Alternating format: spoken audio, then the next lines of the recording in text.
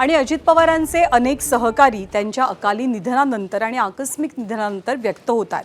त्यातच एक आहेत अजित पवारांच्या गाडीचं गेली अनेक वर्ष सारथ्य करणारे त्यांच्या गाडीचे ड्रायव्हर। त्यांनी कहाणी सांगितली।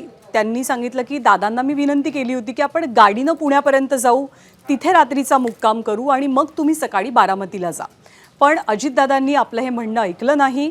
अजितदादा सकाळी सकाळी विमानानं बारामतीला जाण्यासाठी निघाले आणि जर दादांनी आदल्याच दिवशी पुणे गाठलं असतं आणि तिथून त्यांनी दुसऱ्या दिवशी सकाळी बारामतीला जाण्याचा निर्णय घेतला असता तर आज दादा आपल्यात असते, असं एबीपी माझाशी बोलताना अजितदादांच्या गाडीचं सारथ्य करणारे विश्वनाथ मनमे यांनी सांगितलं।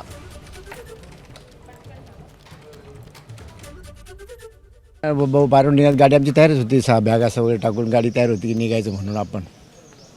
पण तिथे प्रोग्राम चेंज केला आणि दुसरी बाय प्लेन निघाले आणि सकाळी 7:30ला मी तिथं होतो, त्या गाडीत बसले। दादा गेले, मला म्हणले तू पुण्याला ये आणि 8, 8:15, 8:30ला तर हे कळलं असं असं झालं म्हणून। कसं कळलं तुम्हाला? काय धक्का बसला? धक्का बसला म्हणजे न सांगण्यासारखंच आहे ते, असा धक्का बसला तो।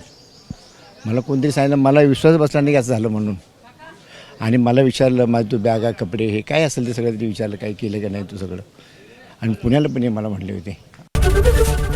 एबीपी माझा, उघडा डोळे बघा नीट।